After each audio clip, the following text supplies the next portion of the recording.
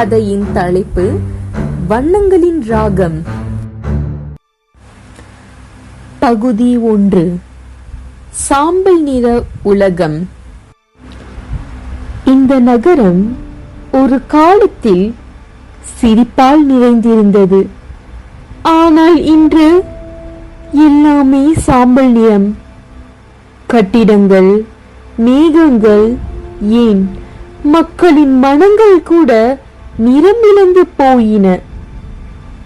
இயந்திரங்களைப் போல ஓடும் கூட்டத்தில் கவின் மட்டும் ஏதோ ஒன்றை தேடிக் கொண்டிருந்தான். அவன் கண்கள் ஜன்னல் வழியாக அந்த பழைய வரைபடத்தை பார்த்தன. நிச்சயமாக எங்கோ ஓரிடத்தில் ஒளி மறைந்திருக்கிறது. இது கவினின் நம்பிக்கை.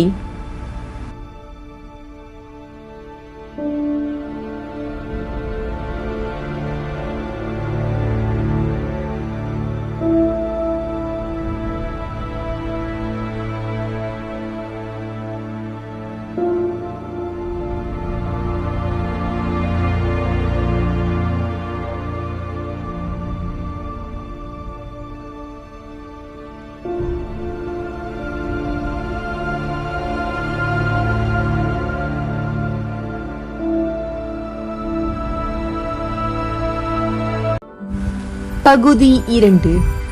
ரகசிய கண்டறிதல்.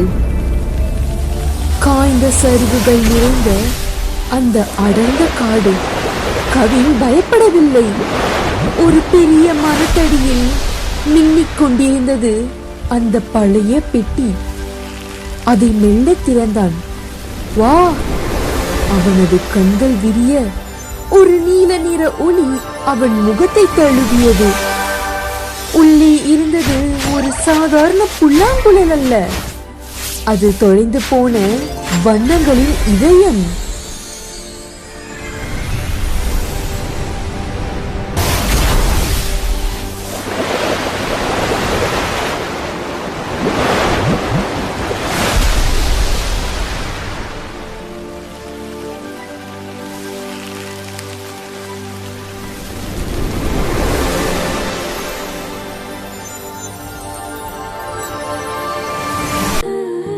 பகுதி 3.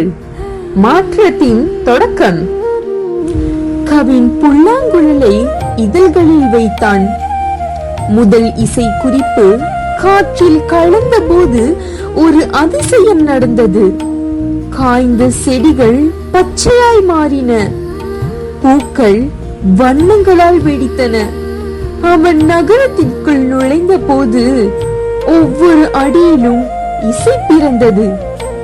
வாருங்கள் நண்பர்களே, இந்த வண்ணங்கள் உங்களுக்காகத்தான் என்று கவின் அழைப்பது போல அந்த இசை ஒலித்தது.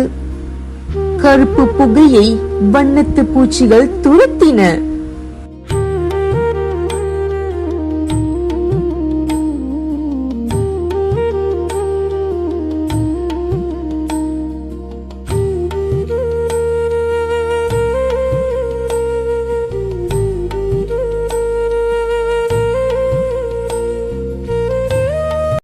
பகுதி 4. மகிழ்ச்சி மற்றும் நிறைவு. சாம்பல் பூசிய முகங்களில் இப்போது புன்னகை மலர்ந்தது. மக்கள் ஒருவரை ஒருவர் பார்த்து சிரிக்கத் தொடங்கினார்கள். நகரம் இப்போது ஒரு வானவில்லாக மாறியிருந்தது. இசை அடங்கிய பின்பும் அந்த அமைதி நிலைந்திருந்தது.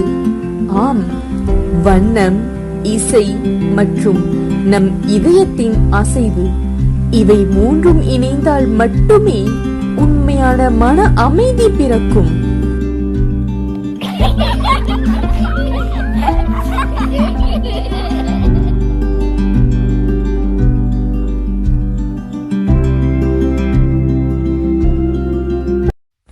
கதையின் நீதி.